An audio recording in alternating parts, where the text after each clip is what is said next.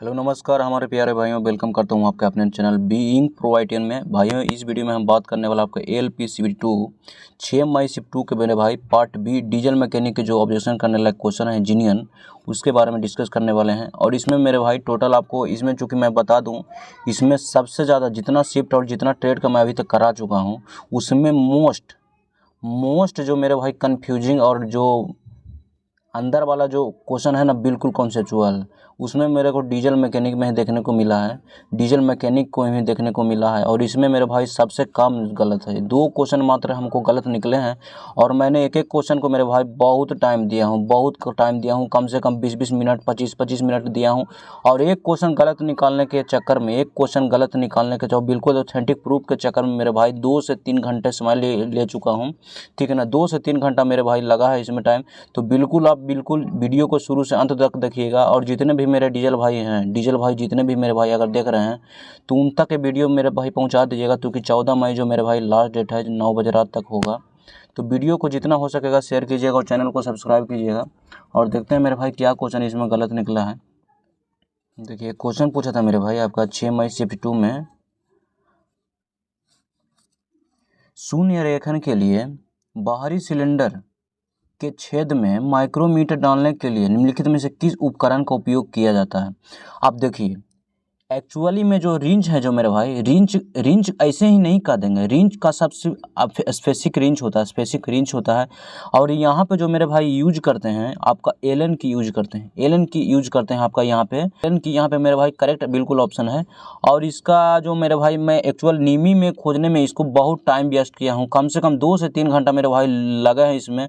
लेकिन इसमें मेरे भाई बिल्कुल जो ऑथेंटिक जो है ना, आपको इसमें एक चीज़ लिखा हुआ था रेंज के बारे में, आपका ये पता, ये फिगर में आपका दिख रहा होगा, ये रेंज दिया हुआ। लेकिन ये रेंज किसके लिए दिया हुआ है, यहाँ पे लिखा हुआ है कि सॉफ्ट स्टॉप को ठीक करने और हटाने के लिए माइक्रोमीटर के एक विशेष स्पैनर प्रदान किया जाता है। यानी कि सॉफ्ट स्टॉप के बारे में बोल रहा है, न कि आपका शून्य आरेखन के बारे में बोल रहा है मेरे भाई। शून्य आरेखन के बारे में नहीं बोल रहा है। यहाँ पे जो नीमे का पूरा मैं A to Z छान लिया हूँ मेरे भाई, एक वर्ड छान लिया हूँ। लेकिन यहाँ पे शून्य आरेखन मतलब कहते हैं जीरो लाइन, इधर उधर पॉजिटिव प्लस माइनस होता है, उसी के बारे में बोल रहा था ये।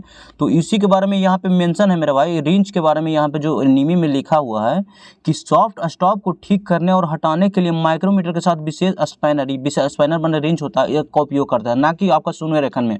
और यहाँ पे जो मेरे भाई आपका यहाँ पे एक चीज़ लिखा हुआ है इसमें, ये देखिए, यहाँ पे मेरे भाई आपका लिखा हुआ है कि यह अच्छी आरेखन के लिए टेपर नॉक बहुत सटीक रूप से समाप्त हो गया है। और यह शून्य त्रुटि के संयोजन के दौरान, यहाँ पे मेरे भाई शून्य त्रुटि के संयोजन के दौरान किसी भी आवश्यक स्थान पर थिम्बल लगाने की अनुमति होती है।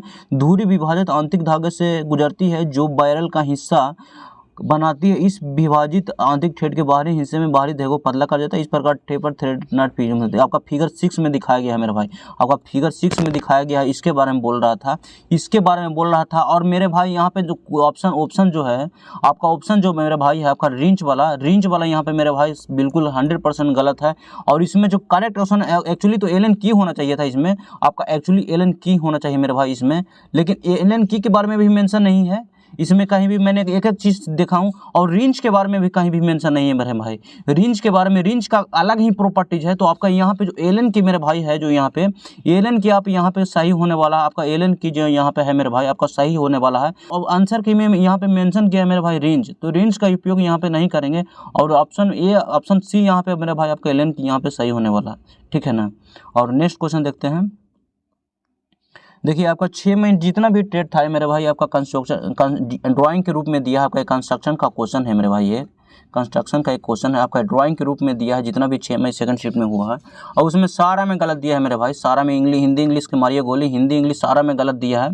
और इसमें देखिए मेरे भाई आपका करेक्ट ऑप्शन होना था ना, बाइसेक्टर एंगल वाला है मेरे भाई, बाइसेक्टर एंगल का है। और इसमें जो करेक्ट ऑप्शन है जो आपका होगा बराबर लंबाई को अंकित करने के लिए, यानी कि अंग्रेजी में बोलेंगे टू मार्क इक्वल लेंथ मेरे भाई। यहाँ पे करेक्ट आंसर था इसका जो आपका आंसर की में दिया है मेरे भाई आपका ऑप्शन नंबर बी, ए के ऊपर प्रतिच्छेद करने, जो भी 100% गलत है आपका। इसमें एनसीईआरटी का ऑफिशियल मैं मेरे भाई इसमें ऐड कर दिया हूँ, आपका जो है बाइसेक्टर एंगल का जो है जो व्यंजन है उसका मैं ऐड कर दिया हूँ इसमें। और इसमें साफ साफ लिखा है मेरे भाई, जो भी आपका कंस्ट्रक्शन का है सारा स्टेप बाय स्टेप बताया गया है। वो एक किरण, वो एक खींचिए, वो को गेंद मार, मतलब कि आपका जो यहाँ पे ABCD का फर्क है मेरे भाई, इसको छोड़ देना है, ठीक है ना, इसको छोड़ देना है। जो कि आपका कॉन्सेप्ट है ना, कॉन्सेप्ट है जो मेरे भाई, कॉन्सेप्ट सेम ही है।